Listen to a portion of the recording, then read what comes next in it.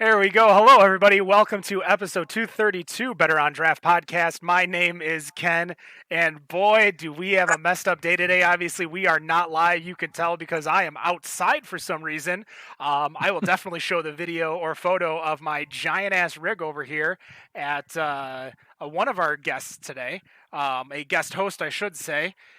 I appreciate him and his hospitality. He was able to allow me to come on over just so I can do this. We're literally recording this off of my phone's Wi Fi because that's the best I could get out here in the boonies that is Detroit, Michigan. So I am glad you are all here with me. I have had such a horrible day. Robert, give me some good news. How are you? Well, first off, boonies, you're going to call that neighborhood, Boston Edison, one of the premier neighborhoods of Detroit proper. Boonies. Yep. We got some problems, Mr. Ypsilanti, because since you had to drive from the boonies to actually get to Detroit proper. So we need to correct that first. You say that if I didn't live in Detroit proper for 5 years. I at least lived here, unlike some people who claim Detroit as home. True, very true. Growing up on the mean streets of 18 Mile, did I move all the way down to 0 Mile in Eastern Market. But what are you drinking and how are you? I am doing okay, just doing the usual, striving and surviving, letting the 4 teenagers pretty much run the house, secondary to all the pets. I am currently drinking a 2020, No Rules, the variant with the coffee. So I am definitely slamming down this sucker. That's basically the good old Vietnamese porter made with coconuts, turbinado sugar, laid down in bourbon barrels for months, and then has the blend of coffee from Great Lakes Coffee Roasting Company. Awesome. Now, Nick was the first person to actually open up his home to me. He was setting everything up. He lives over an hour from me. I was driving my ass over there when I called Wayne for the Hail Mary. So, Nick, how are you? Tell me something good, and what are you drinking? I mean, if you want to talk about boonies, this is where I'm at. This is where the boonies is, 25 Mile. Ain't that the truth? I got a farm right across the street from me. That's the boonies. I'm doing good. I finally finished working literally like half hour, 45 minutes ago. And I am so glad it's Friday. Drinking, doing what I always do on the show, doing a Nick. Hey, Ken, does this bottle look familiar? Oh, that's my beer. People can't. That's your beer. So what beer is this? It's called the Cold Morning. It's an amber. An amber ale.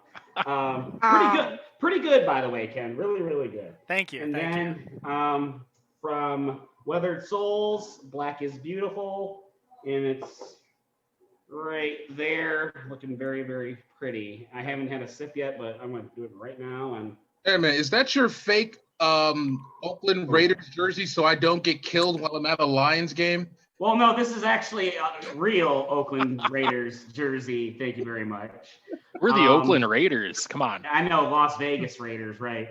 My dad would have turned 68. It was either Wednesday or Thursday. If he wasn't a Lions fan or a season ticket holder, now that I got the tickets, he would have been a Raiders fan, Raiders season ticket holder. So this is for my dad.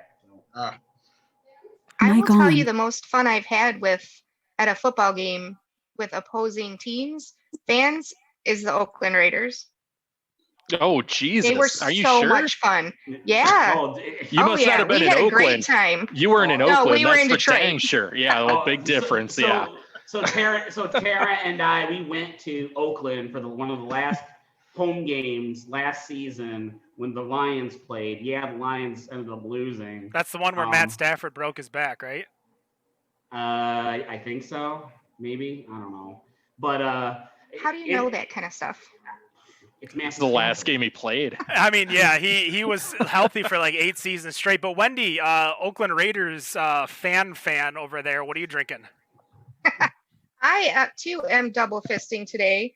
I am drinking a Gretchen Witt beer from Eastern Market Brewing because I helped create that beer. I'm pretty proud of it. My grandma and I went and spent the day brewing with the Detroit Draft Divas and the women of Fermenta and the women of Eastern Market Brewing Company, and I think it's pretty tasty. It's a nice simple wit beer that is just refreshing. Awesome. And I also And- have a Weathered Souls Black is Beautiful #4. Man, that sounds so familiar. I think we are going to see a trend here as to who our interview is. Dan, what's going on?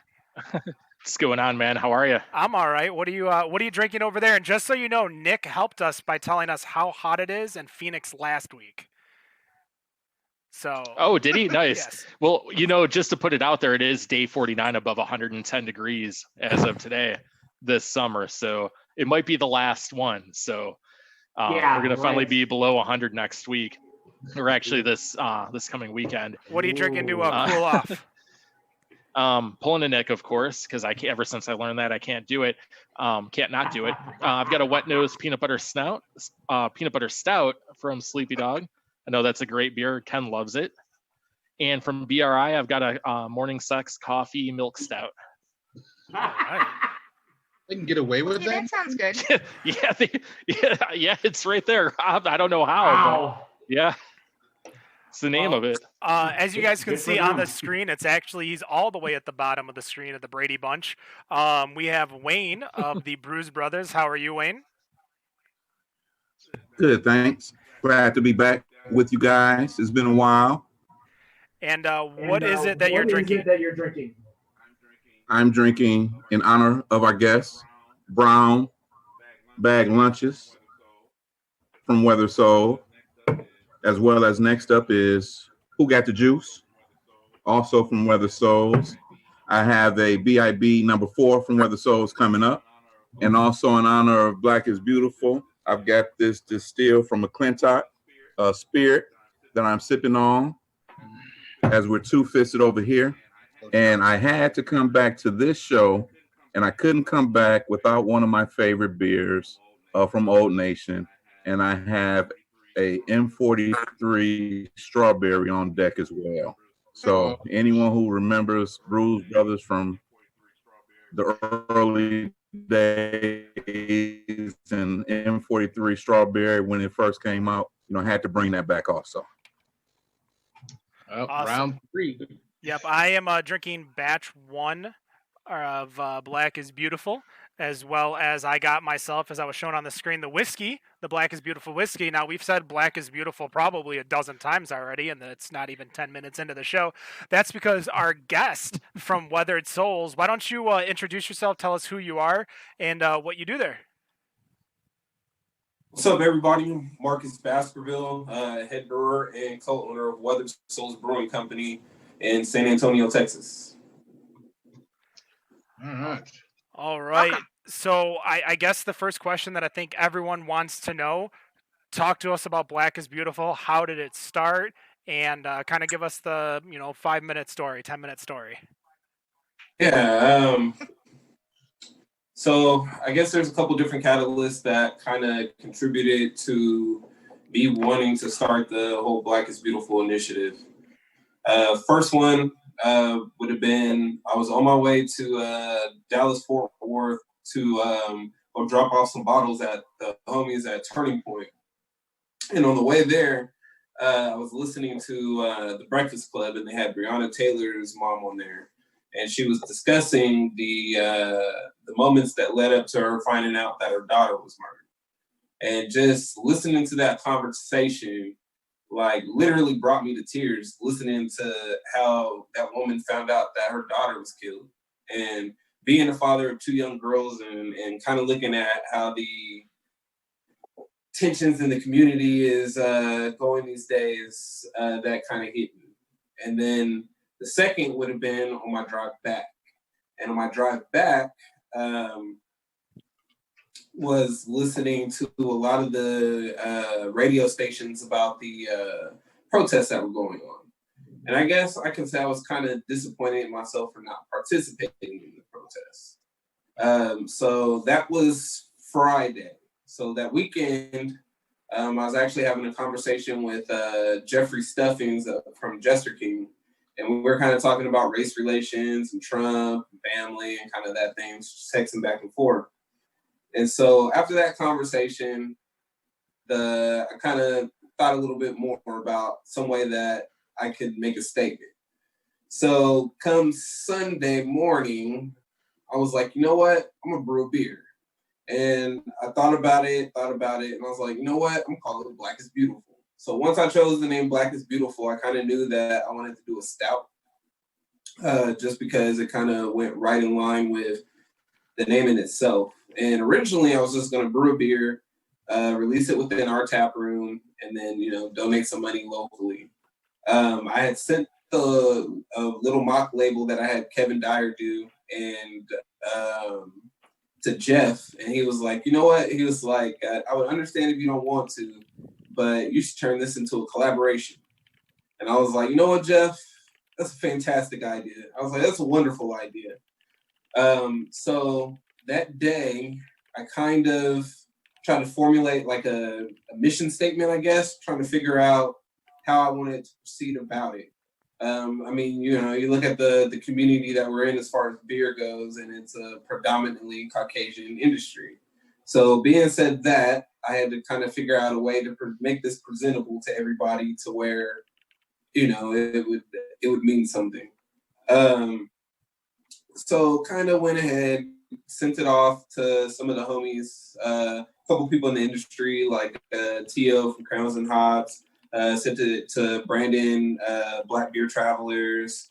Let's see, sent it off to the homies at Finback, maybe one other person.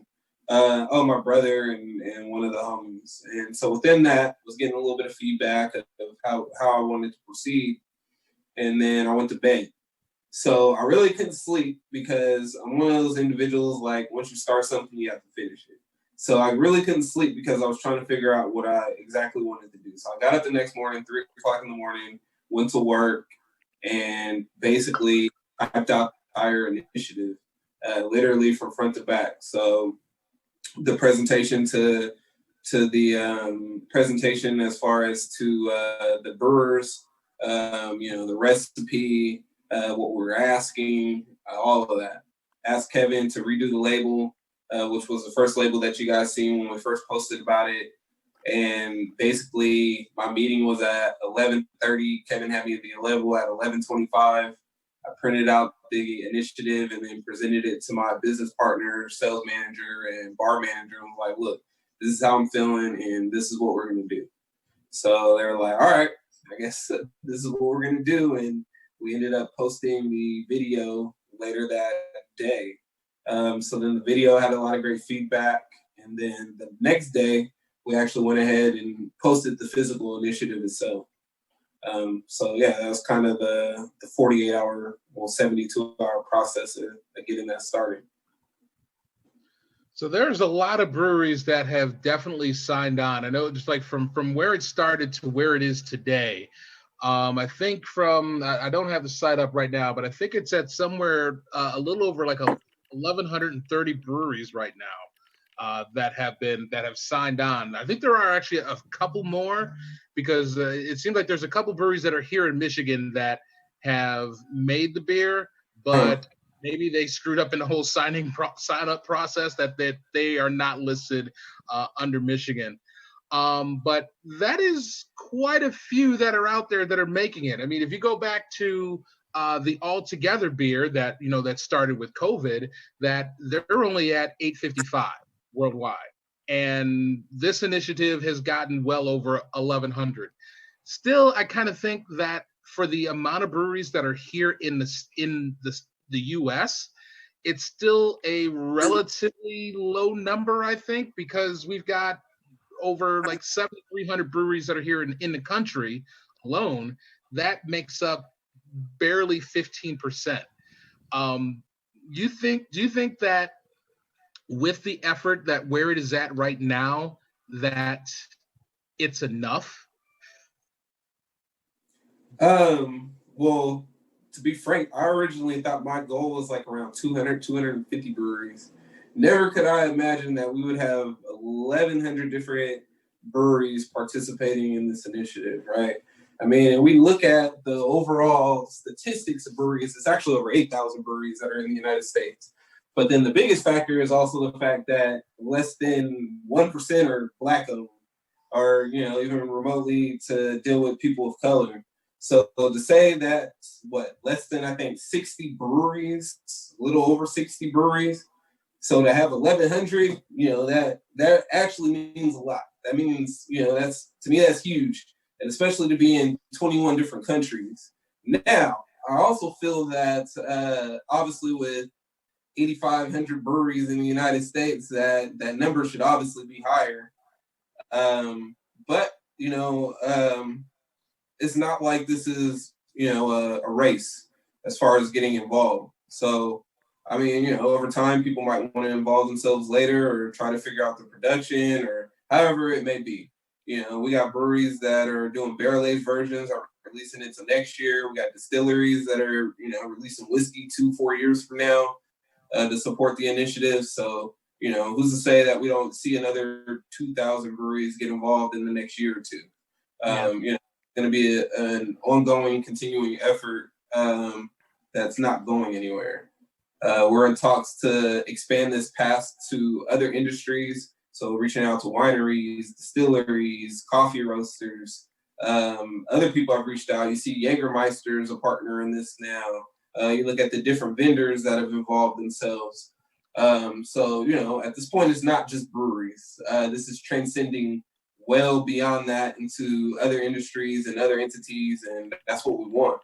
We can shun those that don't get involved, but at the end of the day, to see 1,130 different breweries move commerce to support social justice and equality and inclusion, I mean, shit, that's never been done before, regardless if it's 1,100 or 2,000, right? I mean, the brewing industry has literally made history with this, so I can't be anything but humbled and happy with the overall results that we've seen so far. Yeah, and I definitely do love the support that has been coming from the breweries, and I guess from my own personal stake, I would love to see all of them making it, because while I'd like to see some of those other breweries that may be making it 2, 3, 4 years down the road, I think for myself personally, it's becoming a little bit more difficult to support breweries that haven't done it. And I really want to see that out there. But one thing what you're pointing out is that you're seeing when all of the other parts of the industries that are bringing this out, being Jägermeister in the wine industry, that recently you were named one of the Wine Enthusiasts 40 under 40 list for 2020. And for those who don't know that out there, what the Wine Enthusiast list is that it's for people who define its tastemakers as people who are making change now wherever they've been working in the industry for the last 6 months or the last 16 years. And it's an annual list that focuses on the individuals under 40 who have helped shift the beverage industry landscape, which I would definitely say this shifts the beverage industry landscape. I guess tell us what it feels like to be a part of that list, to be named on that list, which as far as like looking at that list from year to year, there's not a lot of Black people that are on that list. And, the most recent ones of note being last year with Dave Bracey and Ed Bailey last year for their creation of the Fresh Fest. Yeah, I mean, it never, when we created this initiative, like I said, I wasn't expecting it to get this far. I wasn't expecting the reception, and I definitely wasn't expecting some of the results that have occurred from the initiative kicking off and the amount of overall reception that it's had. So to receive awards like that, or, like today we had a New York Times article release, like that shit's crazy to me, like never in my life, so I'm just completely, like kind of humbled and just happy that people are recognizing kind of the work that the brewery and what I'm doing to try to make a difference within the industry. I tell people all the time, at the end of the day, this initiative is grown way bigger than me or Weathered Souls. It's more than that at this point. So really, we were just the catalyst that started it, and now it's going way bigger than that. So I can't be anything but grateful that I'm having those type of opportunities especially to get the message more out there. You look at the initiative, and everything we've done with it has been organic, especially dealing with sharing, social media, stuff like that. We kind of pride ourselves at Weather Souls on not doing any type of advertisement. So we don't pay for advertisement for anything. And then even then, like, my brewing circle is small. So I think total, I reached out to maybe 9 breweries to get involved total within the initiative. And you figure, with 1,100, that's all been from word of mouth, people sharing, tagging, and that type of situation. So, we can't be anything but grateful with any of the opportunities that have been presented to us. Yeah. Like you said, there's been just like so much that has been going out. And one thing that I have definitely been kind of seeing is that not only just with the breweries, but just within the entire brewing community. One example that I've seen out here that we have a brewery that is Michigan based. I wouldn't say local because it's a bit far for me to get out to Balula, Michigan, which is I would probably say a good 3-hour drive. But a brewery that's out here, Five Shores, that made their rendition of Black is Beautiful, and they had announced that when they were making the beer, that when they went to go have the labels done, that their label maker gave them the labels for free. Wow. And that has been like one of like just entire one of those like big things that I love about the craft beer community is that there are these issues that happen where the community comes together, and seeing how things like vendors, not only breweries, coming together for this initiative has been really great to see them really work together to put this out there and work together and do it. And it's just been awesome. Yeah, I mean, to look at some of the vendors that we've had involved is crazy. You got BSG, White Labs, Yakima Valley. Let's see here, Midwest Barrel Company. 17% Drip did the glassware. Kevin Dyer did the label for free. Creative Mango offering discounts on labels. They did our labels for free. American Canning did our whole canning run for Black is Beautiful for free. So all 4 runs of it. So you figure just so we could take all that money and make those donations. So the amount of love that we've gotten from the vendors and industries and their involvement, it's been crazy. And it's been these people reaching out, like we really haven't reached out to anybody. It's been everybody else that's kind of reached out to us to want to show their participation and show their support and offer breweries a means of being able to at least, save some money in the process of creating this beer, so they can make max donations and stuff like that. So yeah, as far as the vendor support and the other industry support, it's been great. I want to cut in real quick because I feel a little rude without asking. What are you drinking? I'm drinking the homies up from New York, Mortalis's version of Black is Beautiful. Which I guess leads me, it's unfair to pick your favorite child, but what is your favorite variant of Black is Beautiful that you've had so far?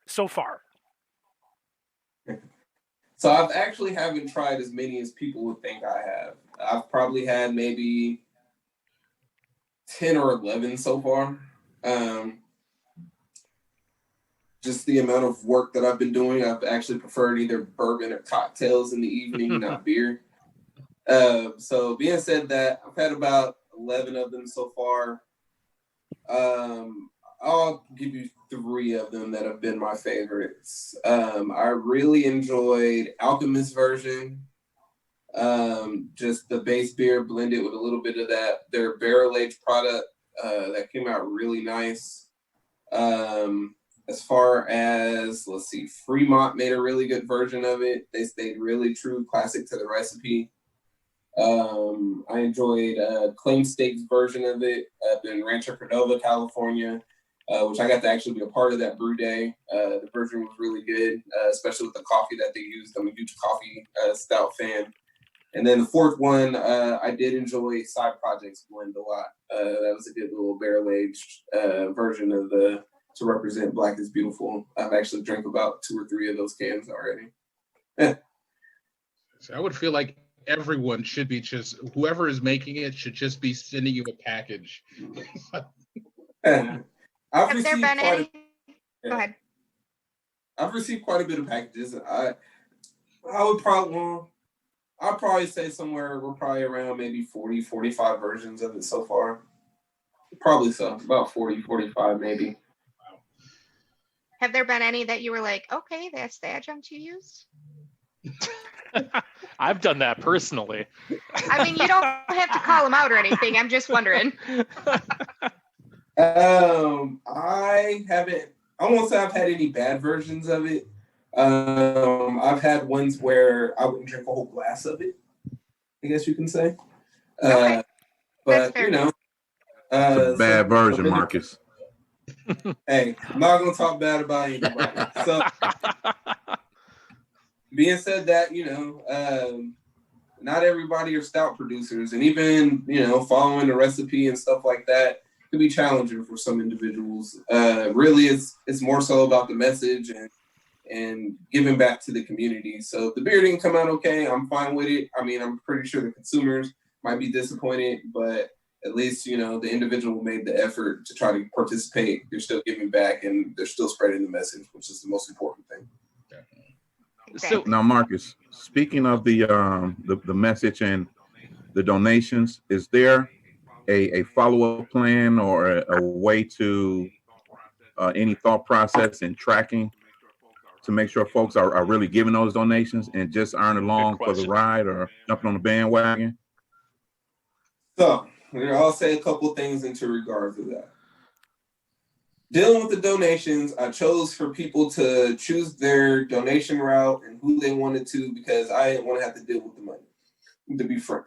I didn't want to have to track people's money. I didn't want to have to be the bill collector. I didn't want to have to do any of that, especially when you look at the resilience situation and Sierra Nevada is still seeking money from some people that signed up. So, I didn't want to have to deal with that, nor make that responsibility mine.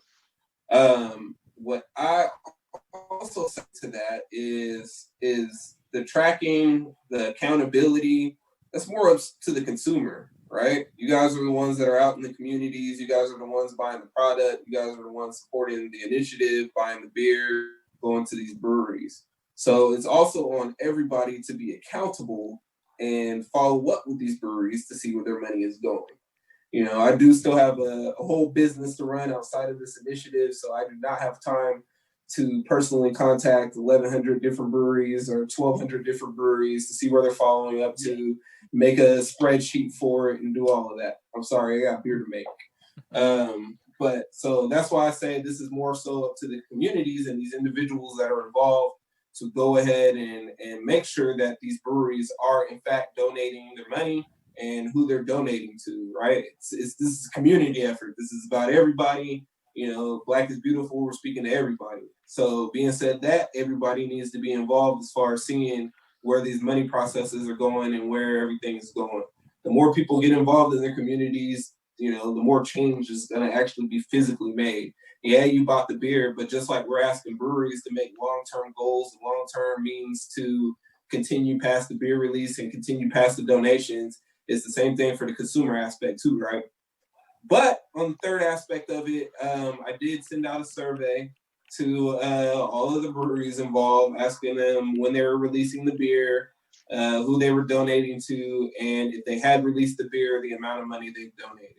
So I think the last time I looked, I sent the email off to about 1,000 breweries, and I think I had about 150 responses so far. That's the last time I looked at the actual physical survey. So when I do get time and we do get enough of a tally and stuff like that, I'll post that type of situation. But I wholeheartedly feel that's more of the community itself to kind of keep track of where this money is going and what the actual breweries' involvements are. Now, I know Wendy has a question, but I want to make sure to slide in a really good thing of information about Fermenta. Fermenta has the Bertie Brown Scholarship for those of you who are interested, especially women of color who are interested in getting into the industry. The Bertie Brown Scholarship provides assistance to go to classes, conferences, continued education. And Wayne over here, I believe you did some scholarships through them. Yes, the Brewz Brothers has made some donations and is providing some scholarships to the foundation, and we look forward to providing more in the future as well. No. Awesome. I just wanted to make sure because that was the topic we were talking about. I wanted to kind of slide that in because I think it was a great time, but I'll throw it off to Wendy to ask the next question. So I was just wondering, talking about who people are donating to. Are there any causes that were close to you that you were really excited that people were? I think I've looked at a few of the donation processes and stuff like that. And what I can say to that is I appreciate those who actually took the efforts to research local community, local foundations, local charities that give back locally to them, right? Some people just donated to the NAACP or, some of the suggestions that we made, which is fine and dandy. But the ones that mean more are those people that took those extra efforts to go ahead and research and, and make a meaningful donation. Ones that I really enjoy is like the people donating to Garrett Oliver's, Michael Jackson fund. We'll be participating in that some way. And then those are donating to like the 100 Black Men organizations and stuff like that, which is who we gave pretty much like 90% of our donations to. Those reflect a lot on similar programs that I was in as a child kind of thing. So, those kind of resonate a little bit more with me than some of the general NAACP and different things like that. So I'm going to follow that up with not really a question, but more of a observation. There were a lot of, every time I go and purchase one, I always ask them who they're donating to. And I've learned a lot about different organizations in Michigan. I've only done 13 of the 30 in Michigan, so I still have some work to do, but I've learned a lot about new causes that I think that that says a lot about what you're doing. Good. I mean, and that's part of the whole point, right? Is to kind of get that message out, get that conversation. So you go in exactly and asking about these organizations and learning about something that you didn't know previously or didn't know much about. That's what this whole thing is about. So thank you, Wendy. Yeah, there are quite a few different organizations that are out here, and being part of. I'm not sure if Sporkle Live Trivia is out in that area, but we have our multicultural committee where we're trying to donate to causes of our own, and it definitely has kind of, Wendy, as you're saying, is that it's opened my eyes towards a lot of local organizations that are here in the area that need support and need that money that's out there to help with, kind of helping to fix this issue. But I guess one question that I have with, I guess in terms of, I was thinking about really just in terms of diversity.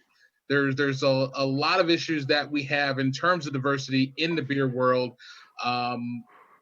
Kind of one of those things where the people who look like us walk into a brewery and we kind of get kind of the side eye in a way, because it almost feels like you don't necessarily belong in craft beer because we don't have the percentages of being a part of the craft beer industry. With this initiative, I feel like there's a lot of,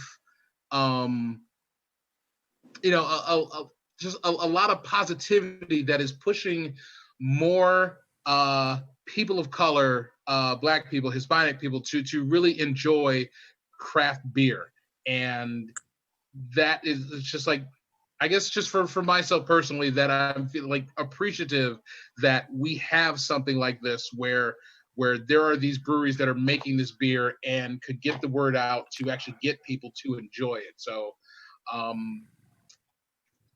I guess it was more of a statement than I had than a question, but it's just that being out there, that it's just something that I feel was needed and that we didn't have, and there's just not as trying to figure out how to get more Black people, especially here in Michigan, to enjoy craft beer, that we really haven't had any initiatives to do that. And this has felt like it's something that has really done it. So it's just been really good here in Michigan to kind of have this out here and have people not only enjoy other breweries' versions of Black is Beautiful, but to come into craft breweries and enjoy their beers. Because if they're part of the initiative, then they're part of a system that people, like other people, want to enjoy. So I guess that's where I was going with that. I don't know where I was going with it. Though, Rob, I'll give you that. It was good. I'm not even joking. So it kind of piggybacks. I'm glad you said all of that afterwards with the, getting African Americans involved in the craft beer industry. I want to just point out something before I ask this, that at least I've seen out here in Arizona. We've had, I look at the list, they're not all from Arizona, but there are about 10 breweries that have made this, but they've all done it as a one-off, and they all happened early. They happened between, May and June. Everyone released their beers. Everyone was gone within a day or so, or within a couple of days, all except for a couple. Even, Wren House was gone, sold out in a day. The only one I've seen actually distributed outside the brewery was one brewery called Simple Machine here. Black Excellence, another decent beer. I remember picking that up the day before it was released. But my question is, do you see this as a one and done with most of these breweries, or where do you see this going? Because no one's making it out here right now. You can't even find any. Even Four Peaks, which is an Anheuser-Busch powerhouse out here in the Southwest, isn't making it. They made it as a one and done, and now it's gone. You can't find it anywhere. Do you see a lot of breweries continuing this with an annual or a regular release, or is it going to be a one-time thing for most of them? That I don't know. I think some of them are definitely going to be one-time releases. But, there are some breweries that are planning to do barrel-aged versions, planning to do different variants later on. So I know some people do have some planning to continue on past this year. Especially some of the bigger name breweries are doing plans for next year. So hopefully it'll be an ongoing thing. I'm sure a lot of people are going to be one and done, but I guess we'll kind of see how it goes as it progresses. I know, just kind of to piggyback on that, with some of the local brewers that I spoke to, a lot of them are continuing, I think, to carry it on. For instance, the can that Robert just showed, the Black Excellence, I know some of that was held back and is sitting in a bourbon barrel right now, waiting for next year's release. So, I do know that there are a few who plan on making it ongoing to keep it up, and even stuck some in the bourbon barrel. And we got a lot of special things coming up in 2021. Good to hear. I'm excited because the Black Excellence was a good beer. I'd love to get it barrel aged, especially after a year. So I'm glad I live walking distance to Wren House. It's in the barrel right now. Good to know. For an issue that we've been dealing with, to even be absolutely fucking generous, decades, and that's being real fucking generous. That's being super generous. That's being super generous. That it shouldn't be, for anybody that's making it. It should not be a one-off. This should be, because a one-off makes me feel like it's like a bandwagon thing, Rob. Yeah, like the cheap trick. While they're giving some profits away, to these causes, that like that one and done donation is supposed to be it. Like, it's supposed to be taken care of. I mean, I'm sorry, but systemic racism is not going to be taken care of in our fucking lifetimes. This needs to continue. And these breweries need to, if they are making it, they need to continue to make it. The one question that I kind of have, though, is that while there are the breweries that are kind of making it and they're having it as an annual thing, they might be having it as an annual thing. Maybe it's a quarterly thing. Maybe it's even sooner than that. As far as Weather Souls is concerned, you guys have made 4 different versions of this. So that almost makes this kind of like a bi-weekly release. I mean, should we expect to see regular releases of this from you guys, or is it going to kind of settle off a little bit? No, you're not going to see regular releases at the brewery. We did 3 the first time around, and one of them was a collab technically. And then the 4th one, I kind of wanted just to make up for the mass havoc that happened with the original sale. So, being said that, though, we are planning to push it into retail. Actually dealing with, so in Texas, we have HEB, which is our store out here. They actually want to become a partner within the Black is Beautiful name and release that beer statewide. And then also dealing with Walmart, they want to go ahead and potentially release that nationwide eventually. So being said that, it'll be going into retail locations starting, I think, mid next month. And then we'll kind of see, how it goes from there, if it picks up, dies down, or what the case may be. But the plan is, as far as the general releases now, it'll go through retail means. Nice. So, And as you had mentioned, the Fremont version, shout out to Tavor for having that up on their site. That is going to be showing up, hopefully on the doorstep this weekend. But as we just noticed, Harry of the Brewz Brothaz has just joined us. How you doing, Harry? Yeah, man. I apologize for my tardiness. I was on the road on the way to family vacation weekend, so I'm glad I was able to join y'all and at least have some conversation and a beer with the OG who put all of this together. Marcus, I've sent you a couple of messages, man, just letting you know how big this thing is, man, and how much I appreciate what you've been doing and how Michigan breweries have really taken off with it. I think that's I've Harry's amassed some low-key from- way of asking why you leave him on red. Yeah. He doesn't, man. He responds, man. You know what? And that's why I wanted to mention it. He don't big time me, man. He shoot me a message back, even if it just says, "Hey, good looking, thanks." He shoot me a message back, man. So that's why I wanted to acknowledge it. I'm sure he's got 1,000 more things to do than looking at messages from me. I've amassed a few cans from across the country, but I wanted to make sure I rep some local cans while we had you on. So this is the version from Batch Brewing. Oh boy, from Batch Brewing here in Detroit. The espresso, raspberry, so on and so forth. The question that I had, my burning question, and I don't know if or how much you've listened to Brewz Brothaz, but we've really been big on this whole founders issue. What was that conversation like when you approached them, or they approached you rather, about doing the beer? And I don't know how much you can or want to get into it, but what was that conversation like? So founders reached out to us about wanting to get involved. It was actually their marketing director and one of their, I think, vice presidents or something like that reached out from the jump and wanted to get involved. My whole mentality dealing with that was I didn't want to tell anybody no, right? You look at it, and if we start tearing away and eliminating people that want to be allies at the end, how many allies can we really have, right? But I also had my strong feelings about founders and the way they handled that situation and that type of thing. And we know about the group and that type of thing. So, my brother went ahead and posted a question in the group, how you guys felt about founders.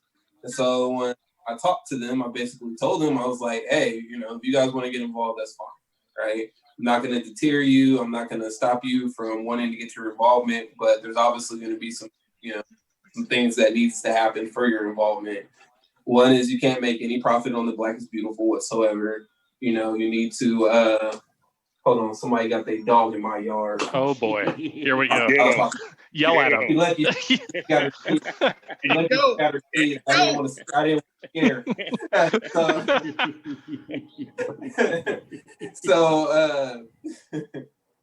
So being said that, there were some stipulations as far as their involvement, right? Can't make any money off of it. You need to state where your money is going. Dealing with legal reasons, obviously you can't state that, hey, exactly what happened with the individual, especially because of the settlement and stuff like that. But I at least want you guys to acknowledge that you have work to do, right? That you guys made mistakes in the past and that there's, obvious work that you guys need to place within your brewery. So they were all for it. But I also did let them know how the Black community does feel about them. And I said, in all honesty, we posed to the Black Brewing delegation how they felt about you guys as founders. And I literally told them that on the phone, as far as how Black people feel about you guys as founders. So, if you guys still want to involve yourself and try to build your brand back up and, work with the Black is Beautiful initiative, then hey, we're all for it. And, they were really appreciative.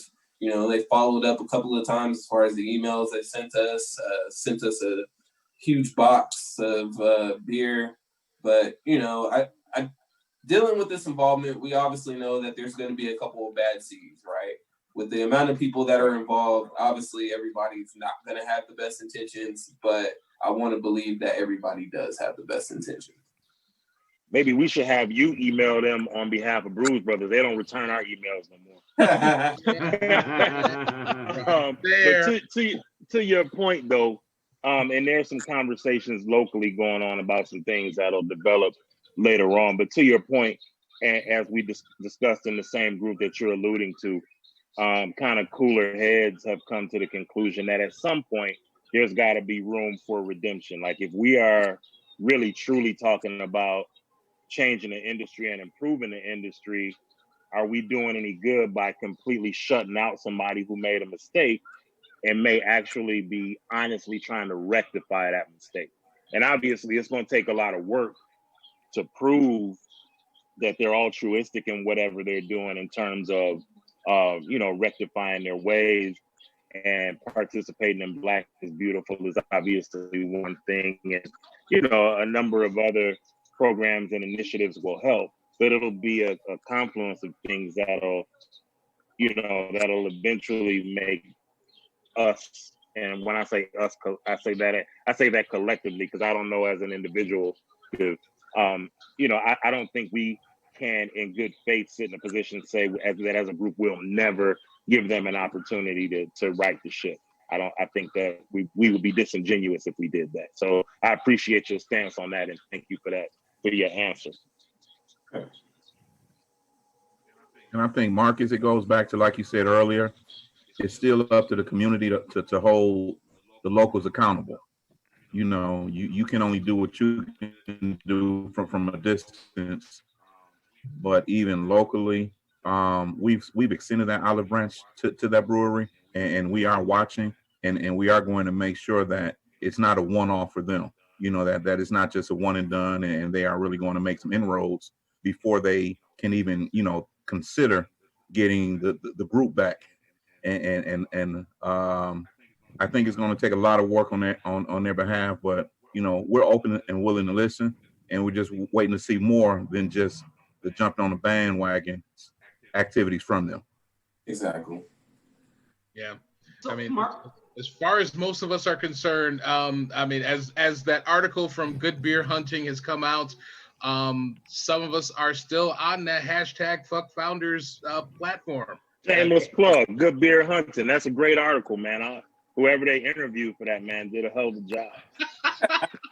as they interviewed Wayne and the Brewz Brothers in that article, yes, definitely, they definitely reached out. But I mean, I guess to that point, one of the things that it pointed in there, I don't remember the whole list, but it was talking about the 4 A's, one of which being apology, and the apology from founders, Charlotte Street, because I don't Charlotte Street, right.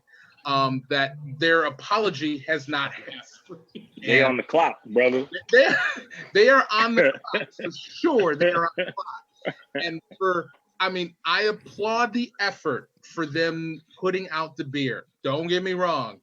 For them to put out the effort to do it, I'm fine with that. But the fact that they have let the settlement do the talking and have not come up with the apology for everything that has gone wrong, which for the most part, for the last 18 to 20 months. That's all we've asked for is an apology for what has happened. That's it. That still has not happened, that I still have a problem with. And I am thankful that they have put forth money to be able to take care and help with this effort. But personally, I still can't support them. I can't do it. That's just Same boat, brother. So, Marcus, I have a couple questions. Yeah. During this whole Black is Beautiful, I call it like a dream, basically. I got my can right here, and it's wonderful. It is beautiful when I poured it out of the can. It looked like a dream. What has been one of the biggest surprises with this effort, this collaboration effort with all these breweries? What has been like the one biggest surprise? Never mind the number of breweries, because I think that in itself is I don't think anyone would have ever expected one brewery, one brewer, one beer to be as big as it is, as beautiful, as awesome that is. But in your experience during these last few months, what has been like the biggest surprise as part of this that you would never would have guessed would have happened? I'd probably say the media involvement. You look at some of the big name media that has been involved showcasing this initiative, and never in my life would I have thought, like CNN, Forbes, New York Times came out today. We'll be doing the Kelly Clarkson show next month. Oh. Like the amount of like media attention that it's gotten, I think, has been the biggest surprise. Like I said, dealing with this initiative, it's all been organic.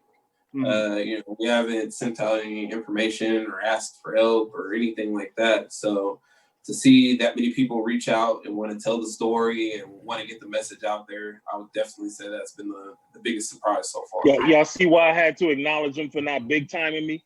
Man, he got New York Times and CNN and everybody else, man, on his line. And he still takes the time if I shoot him a message.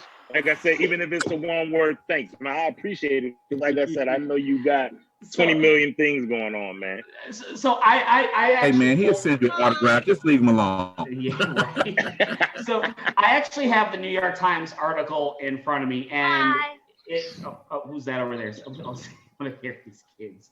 I have the New York Times article in front of me, and it showcases not just you, but it showcases others in the Black brewing community, and as well as not just, I think there's a couple of people that aren't necessarily brewers that are also showcased in this as well, in this article as well. It's a pretty lengthy article, so yeah.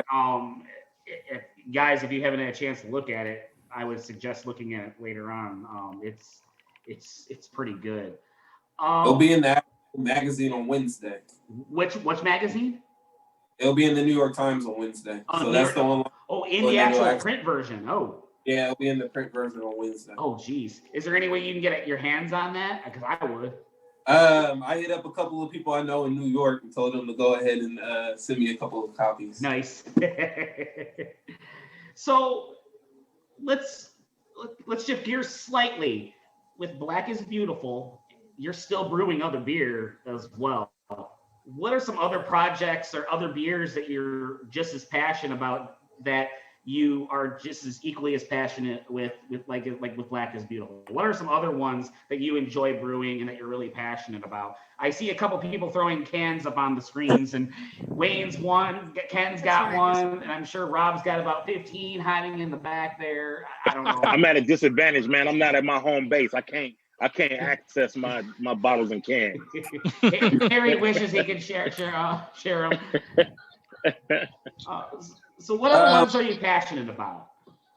The most passionate, I would say, probably is our barrel age program. Especially because I've been diving heavily into bourbon and whiskey and cocktails and stuff like that. So it's kind of expanded my range and palate, dealing with my whole barrel aging process.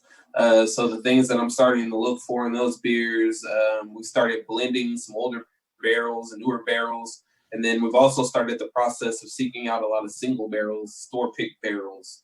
So, these barrels that nobody else is going to be able to get, nobody else is going to be able to have those exact flavor attributions coming from that particular barrel that, contribute to the beer and what happens. And so that's been something that I've been really focused on lately, like anywhere from a 12-year Willet barrel, 14-year Heaven Hill barrels. Just got a EHT barrel proof barrel the other day. So, trying to establish that program is probably the thing that I've been most excited about. Everything else is kind of just to, create things that we know that our consumers are going to enjoy and appreciate. But outside of that, like if I could make nothing but barrel-aged beers, I'd probably do that if I could. You've Hey, mentioned. Marcus, Go on, Harry. Wayne. I'm not going to fanboy you like Harry was, but that Careful, double Wayne. You cavernous, made me spit this out. Please no. that double cavernous in that was made with the bourbon barrel and then the cognac aged barrel. Man, that was a phenomenal brew. And I don't know, I got to send you a picture of. I made a cocktail to go along with that I mixed with bourbon and some Kel cognac. Man, Okay. phenomenal mix, hand in hand. Talking about. Hey, Wayne, didn't we twisted. do a bourbon pick while we were drinking that? Yeah, we did. We did that Nile Creek pick. We did that Nile Creek pick while doing that. Yep. Yeah. So, and Marcus, I want to sneak this in real quick because I want to make sure this doesn't get lost before we get off the line. So whenever I'm able to introduce my kids to Black people that are doing big things, I take advantage of it. And I wanted to make sure that I pointed you out to them. So when you saw them looking over my shoulder, that was me pointing you out, saying that this is something that you can do. Somebody that looks like you is doing this. So from that context, I appreciate it. I almost even got my wife to taste the beer because I had you on the line, but I couldn't quite pull it off. But in that context, man, I thank you and I appreciate it. No, I thank you and appreciate you for that. Like, especially that's something that I've been kind of looking forward to, dealing with the 100 Black men in San Antonio.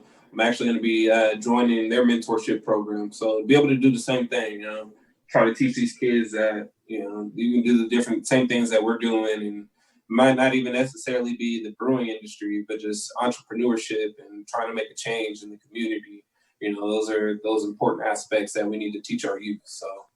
Well, I think one important thing that we want to know, because I think it's important to the story of Marcus and how Marcus created Weathered Souls, is how did you start brewing? Because, it's a joke and it's a sad joke, but every time I go to a beer festival with like Rob, the first thing he does is he says he looks for his allies, and there's not many of them.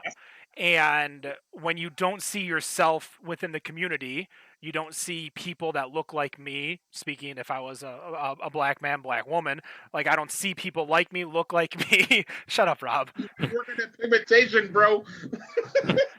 I'm a little light on the melanin today. No, but the thing is that like you're the kind of just today, huh? Marcus is the kind of person that you want to point to, as you said, Harry. It was like, I want to show my kids this man did it. This man is part of the community, and this means that this is our community too. So how did you get into brewing in a community that's very, very light in regards to Black people? So it's two things. I'm a very competitive person. So I got into beer with my brother and my cousin. Drinking with them, going out, stuff like that. So my brother had got a Mr. Beer kit for Christmas, and it came out horrible. And so it was like one of those things like, I could brew better beer than you. Oh, well, then show me then, that type of thing. So we actually got into brewing together. And then when I moved to San Antonio, I decided to take it a little bit more seriously as far as, the efforts that I put into trying to make decent beer. But the other thing is once we started homebrewing and I've seen the processes and stuff like this, and then you enter that realm and there's not a lot of Black people, African Americans, you don't see a lot of people that look like yourself. It was more so, again, my competitive nature that was like, well, I can do this shit too. So I'm gonna work my ass off, and I'm gonna do what I need to do to prove to myself and whoever else needs to see it that I can make just as good as beer as these Caucasian individuals and my counterparts and peers, and kind of go from there. Being especially the only Black Black brewery owner, I want to say I'm one of the only head brewers in the entire state of Texas. You carry that chip on your shoulder. You go to these huge, guild meetings, right? And I might see one other brother in the entire building out of 300 and something people. And it's always Gerard, the homie from Pet Colors. But really, that's the only two that we see of us. And you figure how large is Texas? And again, there's 386 breweries here. So you got to kind of carry a chip on your shoulder, like, hey, one thing that my dad was a correctional counselor for years. My dad helped start the Youth Authority in California. He has I have a huge pedigree of people of authority in my family. My uncle used to be the captain of the Compton Police Force and different things like that. So you look at these things, and these are people of power in predominantly jobs where Black people don't have power, right? So being said that, the thing that my dad always taught me was, don't ever worry about if somebody likes you. You can give a F about if somebody likes you, right? The most important thing is to make people respect you. So that's been my whole standpoint within this brewing industry, and me growing as a brewer is that I could care less, who likes me as a person. It's more so you're going to respect what I'm doing. You're going to respect the beer that I'm making. And, from there, hopefully we can become friends. But respect comes first.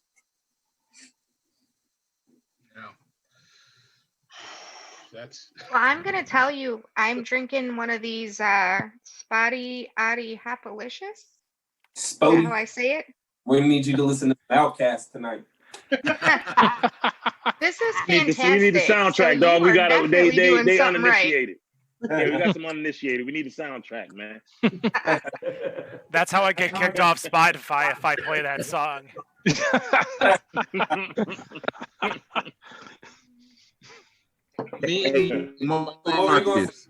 Marcus, is it true that you're going to be in Detroit in June of next year? For what? What's that? Oh, here you go. You gonna be in Detroit in June, Marcus? We'll see what is that rumor true? Like. We'll see what COVID is looking like. Okay. Now with that, because we definitely would like to highlight you, at the annual meetup. So we'll see what's we'll up. Figure that out. You know how I feel about that group right now. So yeah. It's a few bad apples in all the bunch, but most of us are cool. You know what I'm saying? I would say most of us are. I think we all right.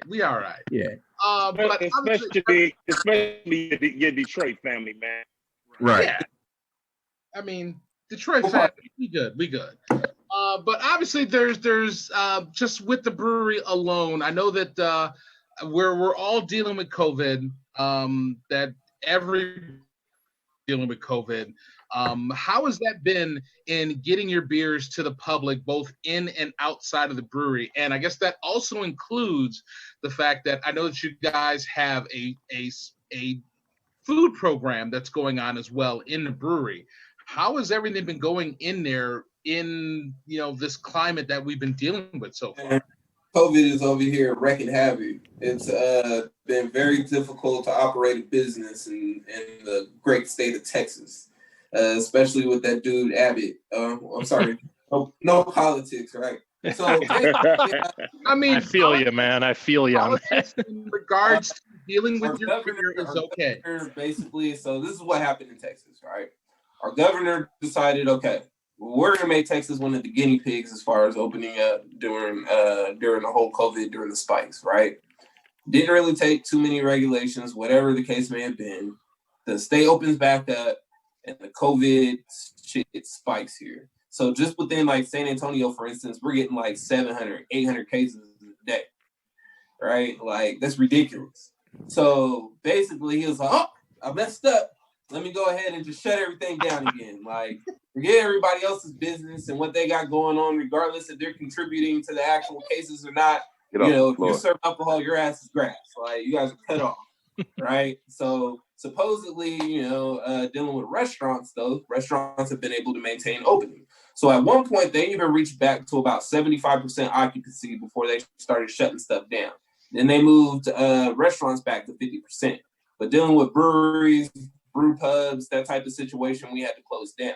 We were still able to do curbside and beer to go, which the first round, right, when COVID first happened, was great. People were actually making more money than we were when our tap room was physically open, but that's because people wanted to come out, support, make sure, things sustain.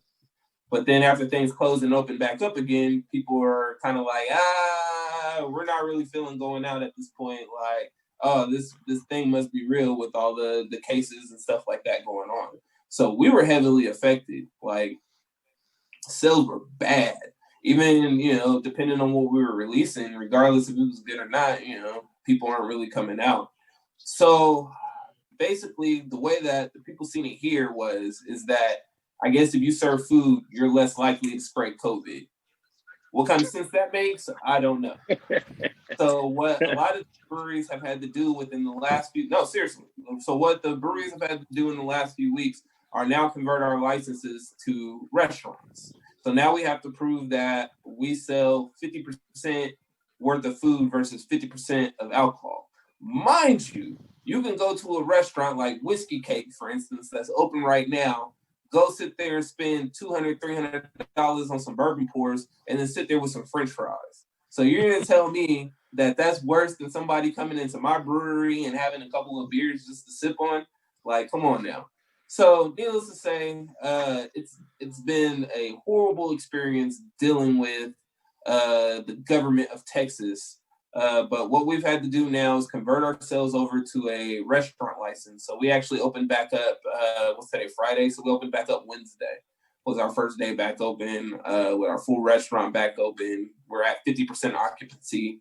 But, people are starting to filter back in, and we're starting to see some money again. So, it's been helpful. one thing I do want to add, just because I worked in the restaurant industry as a point of sale tech, meaning that I was in every single kind of restaurant, from breweries to coffee shops to breakfast only places to nightclubs to strip clubs. Like, I was in every single one of those types of restaurants. There's no way that you can create a law or rule of laws that properly cover all restaurants, because there's so many different segments that it's a pain in the ass. Now, as the consumer and as someone who's in the industry, I 100% understand, like, this is fucking stupid. There's 380 of us over here that have to follow this random ass rule, and it doesn't make sense because there's 380 of us. Well, there's probably 380 Whataburgers within a 10-mile radius of you. So it's one of those. I wanted to make it Texas specific. It's one of those things where it's hard to make the rules. We saw the same thing up in Michigan, and every single time a new law, a new EO came out, the Brewers Guild was like, people were asking the people of the Brewers Guild, hey, does this include us? Does this hurt us? What's going on? What if I have a food truck? What if I don't have a food truck? What if I have just basic cold food like chips and pretzels and stuff that I don't have to make? What if it means, there's so many different things. So I understand the plight of the restaurants. I lost my job because of the plight of the restaurants. But I think in the end, like, it's one of those things to where you just have to, what you're doing, you're adapting. And I think that's the big thing with breweries, is that you guys know how to adapt when things change. Like, Michigan had so many odd rules about brewing, distilling, distribution, that they figured out ways around the rules, because we just knew legislation is slow as shit unless you're going to do it like an EO, like your governor, like my governor, that woman from Michigan. It's just a thing that I think we're just going to have to learn. So I hope you guys, as you continue to grow in your occupancy, because we know how many of us are on this thing? 7 of us. 7 of us know that the breweries are one of the cleanest fucking places out there that are true good breweries. Like, you guys know what you're doing. Breweries, distilleries, wineries, because if you guys aren't clean, your beer's going to turn to shit. like, Right? and you're not going to serve shit beer. Well, some people might. I mean, you won't, Marcus. You've mentioned so many times you're coming home. I don't care about beer. I want to drink bourbon. What's in that little barrel right behind you? What are some of those bottles? So this is my top shelf barrel. So one of my bartenders, he's actually like a jack of all trades. The dude builds websites. He does hunting. He does woodwork. So he asked for a barrel to make himself a bar. So I told him, hey, you can have whatever barrel you want as long as you make me one too. So he actually took one of the 45-year Remy barrels that I had from year one, which is the double barrel that they're talking about with the cognac. And I had that created into a little bar.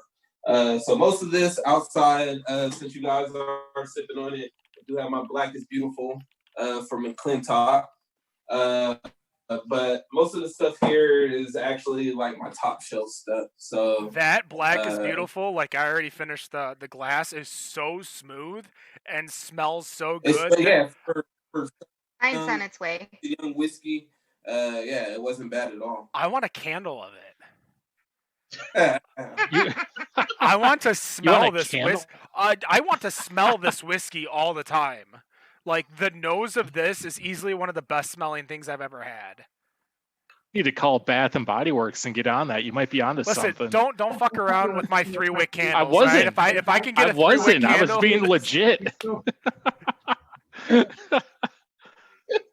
Hey, Ken, the nose on this is good, but you need to get out more. This is one of the best things you've ever smelled. Oh boy. Hey, well, I wasn't gonna say anything.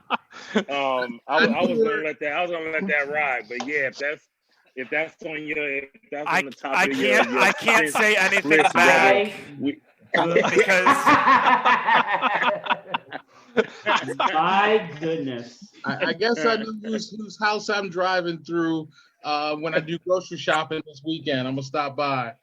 But hey, Robert, there's no such thing as stopping by. Either you going or you're not. It's a stop by turns into an hour, 2 hours, 3 hours. Either you're going or you're not, dog. I mean, his house is easily like 5,000 square feet. So I'm gonna spend an hour walking through the whole damn thing anyway. Don't get lost, man. That's a lot of square footage to wander through. That is a lot of square footage. But, you don't need to go anywhere but the backyard. He'll bring everything else to you. I'll bring everything out, man. You know it. Does he ask for a tour every time he comes over? It's like a 7849. House is huge. But I had one other question, just in terms of the brewery itself, is that you guys have a pretty plentiful list of beers that are on the tap list, from lagers to pilsners, IPAs, stouts, porters, a sour. I see that you guys have a bit of a cider program that's coming from another location, which I think it was from Sweden. And a couple barley wines, which I'm a huge fan of barley wines, and a bock, which I don't see a lot of bocks that come from, even the breweries that are out here. Are there any styles that you haven't done in the brewery that you still want to do? Because that's quite a bit of a list that even with the breweries that are here in Michigan, that I don't tend to see that big of a variety that happens in breweries out here. So there's only 2 styles that I'll never brew. There's a smoked beer and a pumpkin beer.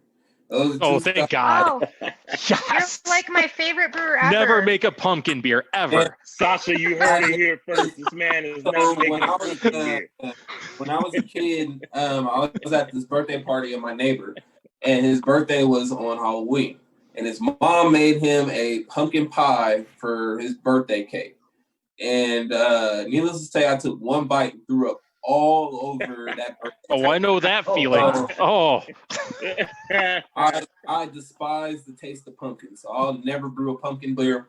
And then the other is dealing with smoked beers. Anything that smoked to me, it instantly smells and tastes like a barbecue pit. So, and for a state that is very big in barbecue, I'm a little surprised at that. I love smoke. But I love barbecue. It doesn't belong in beer. Smoke flavor in beer is a little weird, but don't let Ken hear this because now he's gonna bug you to make an alt beer, and that's gonna be that's gonna be the rest of the show. He's gonna be flying down there and be like, "No, you have to make this." Hey, Mark, I wouldn't dial out too many things as far as stuff that will make, but one thing I like to do is challenge myself. So just like the Doppelbock, for instance. I was literally sitting in the office one day and I was like, man, I was supposed to actually make a Pilsner. And I was like, man, I'm going to switch it up. I'm going to brew a Doppelbock today. Nice. And I was like, I've never brewed one. And so normally what I'll do when it comes to new beers is I'll research them, right? So I'll research the history. How did this beer come about? Why were people brewing it? Different things like that. So I can get more of an inline of the actual physical beer. Now, am I going to traditionally brew everything to style? Not necessarily, but I'm more so going to follow those guidelines to make sure that I understand those processes. But with the Doppelbock, that's actually brewed to style, a little 10%er. It's actually probably one of my favorite beers that are on tap right now, especially because this has been sitting for a couple of months in the cooler now because of COVID. So it had time to lager out and get all nice and tasty. But no, I mean, But as Dan mentioned let's try to get a nice little lager going on over there because I checked your Untapped and I don't see one. So I'm hoping if you get a tank open that you can keep open for a month and a half, let's lager an alt beer and I will be the first to try it. We'll see. We'll see. The proverbial leave you on red. Yep. That's the most polite go to hell I've heard in a long time. That was like, no. We're kind of reaching the end, Marcus. Thank you so much for staying so over. I know we only said 45 minutes, but due to technical difficulties and stuff, I'm gonna kind of do like a quick little circle, make sure nobody else has any lingering questions for you, but that will kind of do it. I'll save Robert for last because I know he's all excited, but Wendy, any further questions for Marcus? I think I'm good. My brother lives in Texas, so when I go to visit him finally this year, I'm gonna come and see you. It is a big state. So. Texas is a big state. I mean, I can get to Oh no, El I looked it up. Paso He's in not far away. 5 hours. Okay. It's only like an hour drive. I can make it. All right. Dan. I will say I don't have any questions, but I'll say the same thing on Wendy. A few of us here have a mutual friend that's actually been there. Didn't even know this till a couple of days ago. So definitely gonna be making the trip down here. Well, I think he told us. Are you in the same building as the Saudi Arabian embassy or something? No. Laser Quest LQA embassy or LQ embassy was in the same. Oh, LQ embassy. He said SA, so I assume Saudi Arabia. San Antonio. Marcus, are you a gamer? Hey Wayne, cut Ken off, man. I think you've had too much. Don't get more of that whiskey. Ken, you're cut off. But Harry, I know you kind of came in late, but do you have any further questions? I know you talk to Marcus all the time. Yeah, right. Yeah, you know what I'm saying. I'll get with him offline, man, with everything I need to say. No, but seriously though, man, I've had stouts and other beers from the quote unquote big shots from around the country, man, and your work is as good or better than any of that stuff that I've had, man. I appreciate the work you're doing. I appreciate the example you're setting for my kids and other kids that look like them. And every chance I get, man, I'm drinking your stuff. So good looking, man. Keep up the good work, man. That's it. Appreciate it. Wayne? Yeah, we know what it is. People start hearing the name out there dealing with them stouts sooner or later. Hey, man, it don't matter to me as long as I can still get a hold of them. That's my thing. I want to preserve my plug, man.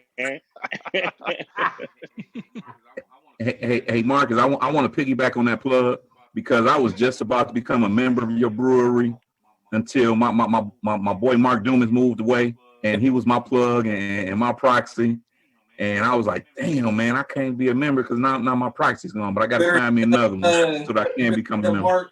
Hit up Mark today because I know his wife is coming to the brewery tomorrow to pick him up some beer. So you better hit your plug there. I'll check that out. And I did just want to say I appreciate you with that pumpkin. Not want to brew any pumpkin beers because, you know, I ain't never had no pumpkin pie.